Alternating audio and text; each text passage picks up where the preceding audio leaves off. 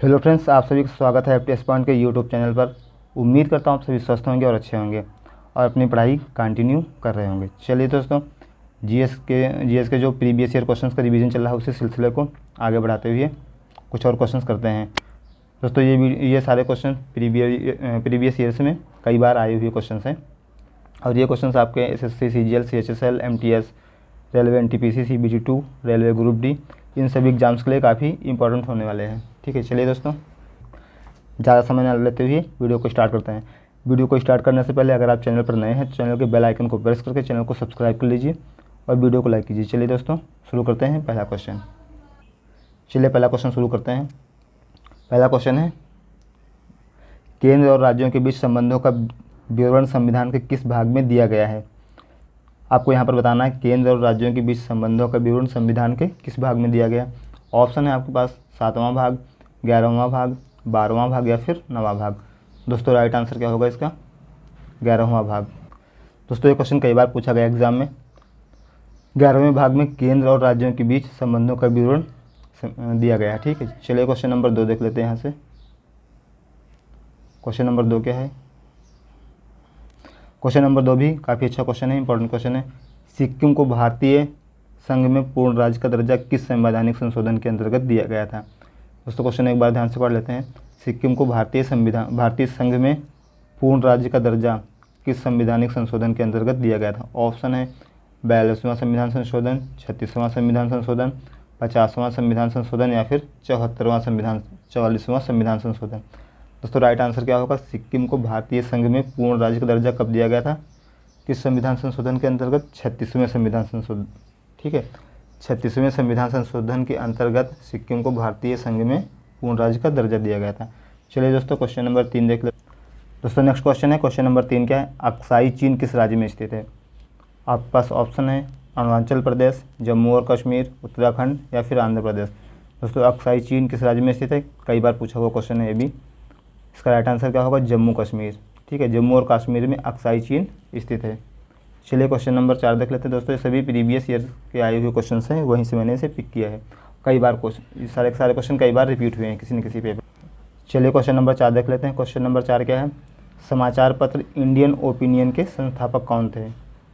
Question number 4, समाचार पत्र Indian opinion के संस्थापक कौन थे? ऑप्शन है आपको, ऑप्शन है महात्मा गांधी, बाल गंगाधर तिलक, सुभाष चंद्र बोस या फिर लाला लाजपत राय। दोस्तों राइट आंसर क्या होगा? समाचार पत्र इंडियन ओपिनियन के संस्थापक कौन थे? इसका राइट आंसर क्या होगा? महात्मा गांधी। कौन थे? महात्मा गांधी जी ने। ठीक है, तो कौन थे? इंडियन ओपिनियन के संस्थापक कौन थे? महात्मा गांधी जी। चलिए क्वेश्चन नंबर 5 देख लेते हैं। चलिए दोस्तों क्वेश्चन नंबर 5 देख लेते हैं। क्वेश्चन नंबर 5 क्या है? बोना ग्रह कहते हैं। ठीक है, तो बोना ग्रह कहते हैं किसे कहते हैं?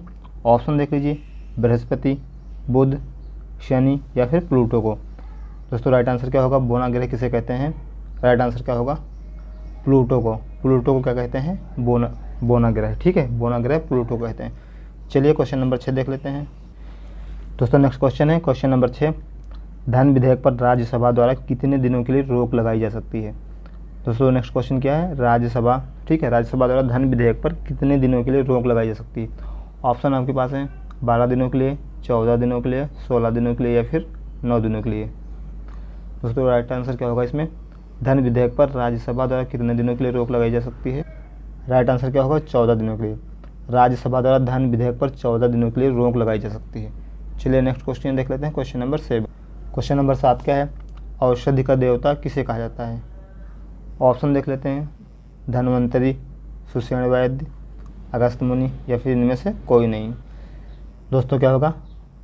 राइट आंसर क्या होगा? औषधि का देवता किसे कहा जाता है? राइट आंसर क्या होगा? धन्वंतरि को। किसे कहा जाता है? धन्वंतरि को। धन्वंतरि को औषधि का देवता कहा जाता है। चलिए दोस्तों क्वेश्चन नंबर 8 देख लेते हैं। क्वेश्चन नंबर 8 देखते हैं। चलिए क्वेश्चन नंबर 8 देखिए दोस्तों, राज्यसभा के सदस्यों के निर्वाचन का प्रावधान किस देश के संविधान से लिया गया है? दोस्तों क्वेश्चन क्या है? राज्यसभा के सदस्यों के निर्वाचन का प्रावधान किस देश के संविधान से लिया गया है? ऑस्ट्रेलिया के संविधान से, अफगानिस्तान के संविधान से, रूस के या फिर दक्षिण अफ्रीकी संविधान से। दोस्तों किस संविधान से लिया गया है? राइट आंसर क्या होगा? राज्यसभा के सदस्यों के निर्वाचन का प्रावधान दक्षिण अफ्रीकी संविधान से लिया गया है? दोस्तों राइट आंसर क्या होगा? दक्षिण अफ्रीकी तो दक्षिण अफ्रीकी संविधान से क्या लिया गया है? राज्यसभा के सदस्यों के निर्वाचन का प्रावधान। चलिए दोस्तों, इसमें जितने भी क्वेश्चन आए पिछले एग्जाम्स में कई बार कहीं ना कई बार पूछे गए हैं, कई बार रिपीट हुए हैं, उन्हीं क्वेश्चंस को हमने यहाँ पर पिक किया है। चलिए दोस्तों नेक्स्ट क्वेश्चन देखते हैं। दोस्तों अगर आपको वीडियो पसंद आता है, क्वेश्चन का कलेक्शन पसंद आता है तो वीडियो को लाइक कीजिए और दोस्तों में अपने वीडियो को शेयर कीजिए। अगर आप चैनल पर नए हैं तो चैनल को सब्सक्राइब करके वीडियो को लाइक कीजिए। चलिए दोस्तों क्वेश्चन नंबर 9 देख लेते हैं। दोस्तों क्वेश्चन नंबर 9 देखते हैं क्या है? गंगा एक्शन प्लान की शुरुआत कब हुई थी? गंगा एक्शन प्लान की शुरुआत कब हुई थी? राइट आंसर आपके पास ऑप्शन क्या है? 1982, 1986, 1990 या फिर 1987। दोस्तों राइट आंसर क्या होगा? गंगा एक्शन प्लान की शुरुआत कब हुई थी? 1986 से। कब हुई थी? 1986 से गंगा एक्शन प्लान की शुरुआत हुई थी। चलिए दोस्तों क्वेश्चन नंबर 10 देख लेते हैं। चलिए दोस्तों क्वेश्चन नंबर 10 देखते हैं। मद्रास राज्य का नाम बदलकर तमिलनाडु किस वर्ष किया गया था? मद्रास राज्य का नाम बदलकर तमिलनाडु किस वर्ष किया गया था? ऑप्शन है आपके पास 1965, 1969, 1970 या फिर 1972। दोस्तों राइट आंसर क्या होगा? मद्रास का नाम बदलकर तमिलनाडु कब किया गया था? 1969 में। कब किया गया था? 1969 में। तो 1969 में मद्रास राज्य का नाम बदलकर क्या कर दिया गया था? तमिलनाडु। चलिए क्वेश्चन नंबर 11 देख लेते हैं। क्वेश्चन नंबर 11 क्या है? खिलजी वंश का संस्थापक कौन था? अलाउद्दीन खिलजी, जलालुद्दीन खिलजी, इल्तुतमिश या फिर गयासुद्दीन तुगलक। दोस्तों राइट आंसर क्या होगा? खिलजी वंश का संस्थापक कौन था? राइट आंसर क्या होगा? जलालुद्दीन खिलजी। जलालुद्दीन खिलजी खिलजी वंश का संस्थापक था। चलिए क्वेश्चन नंबर 12 देख लेते हैं। चिपको आंदोलन संबंधित है? ऑप्शन है आपके पास भूमि संरक्षण से, वनों के संरक्षण से, बाघों के संरक्षण से या फिर जल के संरक्षण से। दोस्तों क्वेश्चन नंबर 12 क्या पूछ रहा है? चिपको आंदोलन संबंधित है भूमि के संरक्षण से, वनों के संरक्षण से, बाघों के संरक्षण से या फिर जल के संरक्षण से। दोस्तों राइट आंसर क्या होगा? चिपको आंदोलन वनों के संरक्षण से संबंधित है। चिपको आंदोलन वनों के संरक्षण से संबंधित है। चलिए क्वेश्चन नंबर 13 देख चलिए क्वेश्चन नंबर 13 देख लेते हैं। क्वेश्चन नंबर 13 क्या है?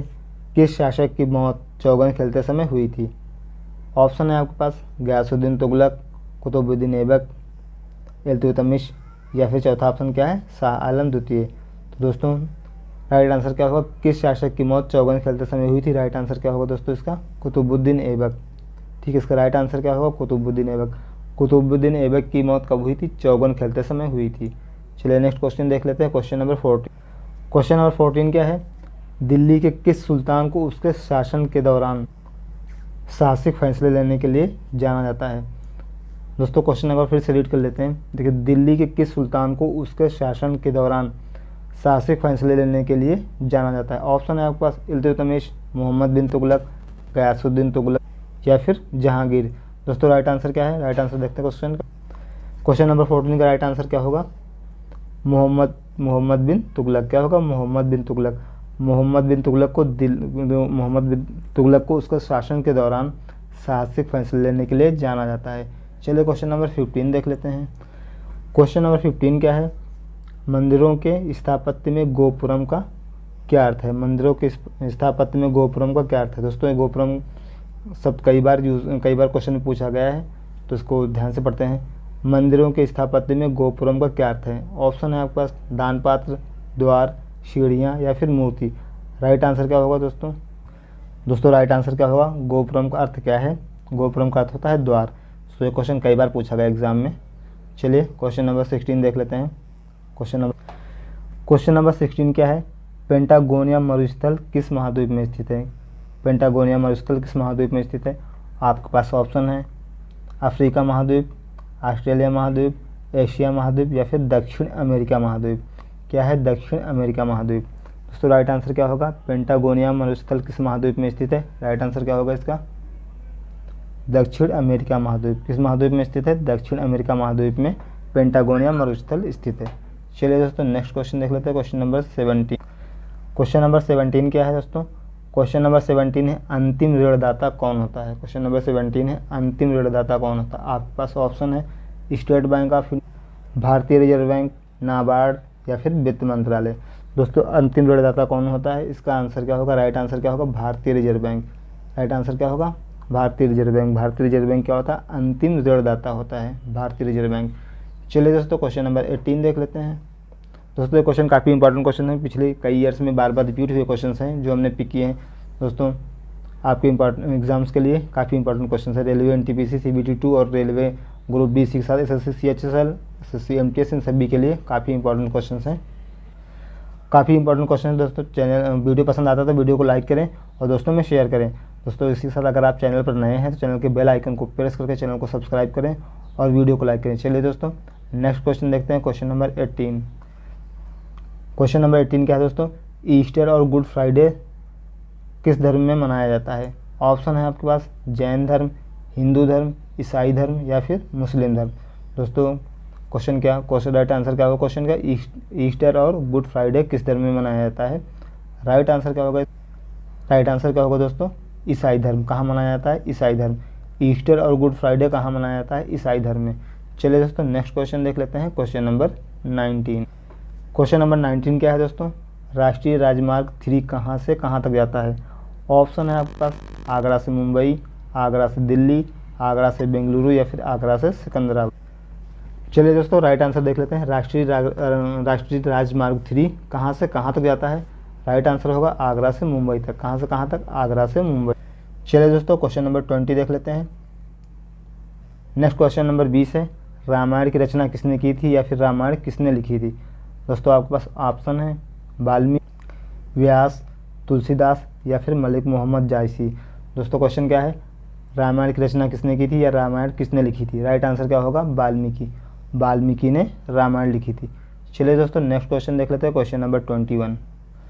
क्वेश्चन नंबर 21 देखते हैं, किस मुगल शासक ने दीन ए इलाही धर्म की शुरुआत की थी। दोस्तों काफ़ी बार क्वेश्चन पूछा गया दीन इलाही के बारे में, काफ़ी बार क्वेश्चन पूछा गया, काफ़ी फेमस क्वेश्चन है। चलिए दोस्तों इसका आंसर देख लेते हैं। ऑप्शन देखते हैं पहले, जहांगीर, शाह आलम द्वितीय, अकबर या फिर बाबर। किस मुगल शासक ने दीन ए इलाही की शुरुआत की थी। राइट आंसर क्या होगा इसका, अकबर। राइट आंसर क्या होगा, अकबर। अकबर ने दीन ए इलाही धर्म की शुरुआत की थी। चलिए दोस्तों क्वेश्चन नंबर 22 देख लेते हैं। दोस्तों नेक्स्ट क्वेश्चन क्या है, पहला राष्ट्रमंडल खेल कब आयोजित किया गया था। आपके पास ऑप्शन है 1925, 1930, 1935 या फिर 1940। दोस्तों राइट आंसर क्या होगा, पहला राष्ट्रमंडल खेल कब आयोजित किया गया था। आपके पास ऑप्शन है, ठीक है, 1925, 1930, 1935 या फिर 1940। राइट आंसर क्या होगा, 1930। 1930 में पहला राष्ट्रमंडल खेल आयोजित किया गया था। चलिए दोस्तों क्वेश्चन नंबर 23 देख लेते हैं।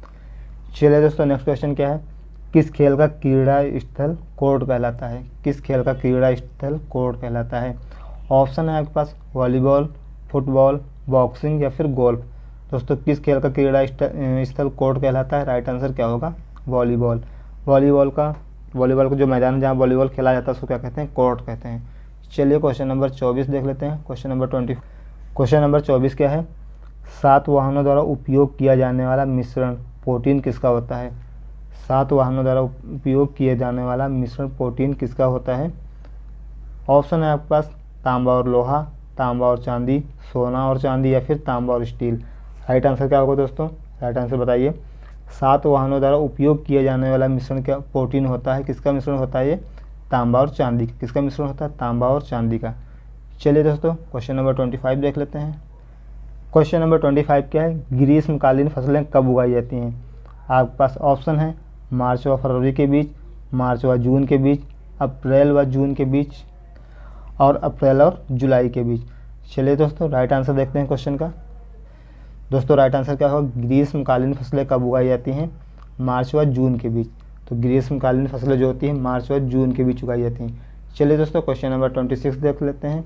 26 क्वेश्चन नंबर 26 देख लेते हैं। 26 क्या है, संविधान में संसद के संपादन कार्य के लिए किन भाषाओं का उल्लेख है। संविधान में संसद के संपादन कार्य के लिए किन भाषाओं का उल्लेख है। मतलब ये कि संविधान में जो संसद होता है, संसद का जो संपादन कार्य होता है किन भाषाओं में किया जाएगा, ठीक है, इसका संविधान में उल्लेख क्या है। ऑप्शन है हिंदी और अंग्रेजी, हिंदी और पंजाबी, अंग्रेजी और पंजाबी या फिर इनमें से कोई नहीं। दोस्तों राइट आंसर क्या होगा, संविधान में संसद के संपादन कार्य के लिए किन भाषाओं का उल्लेख किया गया? हिंदी और अंग्रेजी। मतलब जो संसद का कार्य होगा, जो संपादन कार्य होगा, किन भाषाओं में होगा? हिंदी और अंग्रेजी में होगा। ठीक है, संसद में जो भाषाएं होंगी, जो वहाँ कार्य होगा, वो कैसा, किन भाषाओं में? हिंदी और अंग्रेजी में। चलिए दोस्तों क्वेश्चन नंबर 27 देखते हैं। क्वेश्चन नंबर 27 देखते हैं। देखिए, राष्ट्रध्वज और राष्ट्रगान का सम्मान करना कौन सा अधिकार है? ऑप्शन है आपके पास संपत्ति का अधिकार, स्वतंत्रता का अधिकार, मौलिक अधिकार, या फिर इनमें से कोई नहीं। तो राष्ट्रध्वज और राष्ट्रगान का सम्मान करना कौन सा अधिकार है? ठीक है, किस अधिकार के अंतर्गत आता है? राइट आंसर क्या होगा? मौलिक अधिकार। राष्ट्रध्वज और राष्ट्रगान का सम्मान करना किस अधिकार के अंतर्गत आता है? मौलिक अधिकार के अंतर्गत। चलिए दोस्तों क्वेश्चन नंबर 28 देखते हैं। 28 क्या है? केंद्र और राज्यों के बीच संबंधों का विवरण संविधान के किस भाग में दिया गया है? दोस्तों क्वेश्चन अच्छा क्वेश्चन है, काफ़ी बार रिपीट हुआ है, पिछले प्रीवियस ईयर में कई बार क्वेश्चन पूछा गया। ठीक है, केंद्र और राज्यों के बीच संबंधों का विवरण संविधान के किस भाग के अंतर्गत आता है?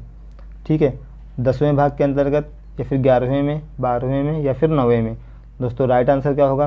केंद्र और राज्यों के बीच संबंधों का विवरण किस भाग में दिया गया है? 11वें भाग में। किस भाग में? 11वें भाग में केंद्र और राज्यों के बीच संबंधों का विवरण दिया गया। चलिए दोस्तों क्वेश्चन नंबर 29 देखते हैं। क्वेश्चन नंबर 29 क्या है? किस समूह के सदस्यों को आमतौर पर स्पंज कहा जाता है? किस समूह के सदस्यों को आमतौर पर स्पंज कहा जाता है? ऑप्शन है आपके पास पोरिफेरा, प्रोटोजोआ, कॉर्डेटा, या फिर एनिलिडा। दोस्तों राइट आंसर क्या होगा इसका? काफ़ी अच्छा क्वेश्चन है, काफ़ी बार रिपीट हुआ है क्वेश्चन। ठीक है, तो किस समूह के सदस्यों को आमतौर पर स्पंज कहा जाता है? राइट आंसर क्या होगा इसका दोस्तों? राइट आंसर क्या होगा?